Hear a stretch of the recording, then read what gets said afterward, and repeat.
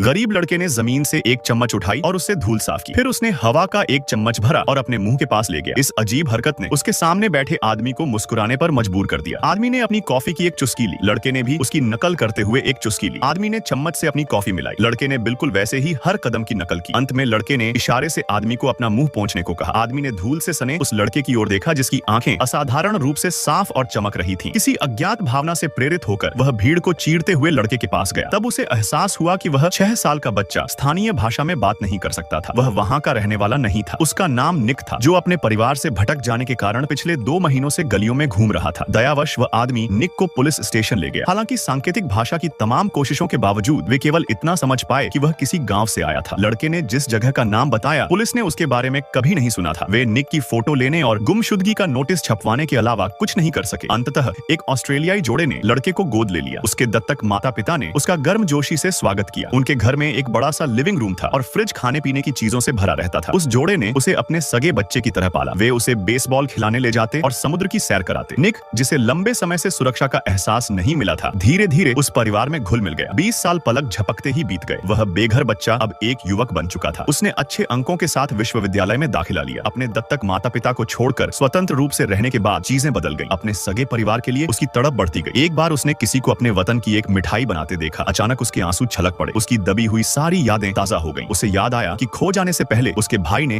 घर पर मिठाई लाने का वादा किया था। अब वह एक स्थिर और समृद्ध जीवन जी रहा था। फिर भी उसे पता नहीं था कि उसका परिवार कहाँ है। निक ने गुपचुप तरीके से अपने गृहनगर की तलाश शुरू कर दी। उसने 20 साल पहले की ट्रेनों की गति पर शोध किया। उसने तय की गई दूरी का एक मोटा अनुमान लगाया। उसने हिसाब लगाया कि उसका गृहनगर संभवतः 1600 किलोमीटर दूर था। इसके बाद जिस स्टेशन पर वह उतरा था, उसे केंद्र मानकर उसने एक सर्च रेडियस का नक्शा तैयार किया। उसने 1 साल तक उस पूरे इलाके की छानबीन की, लेकिन उसे कुछ नहीं मिला। अपने परिवार की तलाश एक ऐसा जुनून बन गई जिसे वह छोड़ नहीं पा रहा था। यहाँ तक कि उसे अपने दत्तक माता पिता से मिलने में भी डर लगने लगा। यह सिलसिला तब तक चला जब तक उसके दत्तक पिता ने उसे ढूंढ नहीं लिया। उन्होंने निक को बताया कि उसकी मां ने लंबे समय से उसके बारे में कुछ नहीं सुना था, जिसके कारण उनकी शारीरिक और मानसिक स्थिति बिगड़ गई थी। जब निक अंततः घर लौटा और अपनी मां को देखा, तो वह अपराध बोध और दुख से भर गया। उसे लगता था कि अपने सगे परिवार की तलाश करना एक तरह का विश्वासघात है। निक ने हमेशा सोचा था कि उसकी मां ने गोद लेने का फैसला इसलिए किया क्योंकि वह मां नहीं बन सकती थी। हालांकि उसने प्यार की ताकत को कम करके आंका था। उसकी दत्तक मां ने खुलासा किया कि वह वास्तव में अपने बच्चे पैदा कर सकती थी। उन्होंने समझाया कि उन्होंने उसे केवल परिवार बढ़ाने के लिए गोद नहीं लिया था, बल्कि वह एक ऐसे इंसान की मदद करना चाहती थी जो कष्ट में था। उन्होंने निक को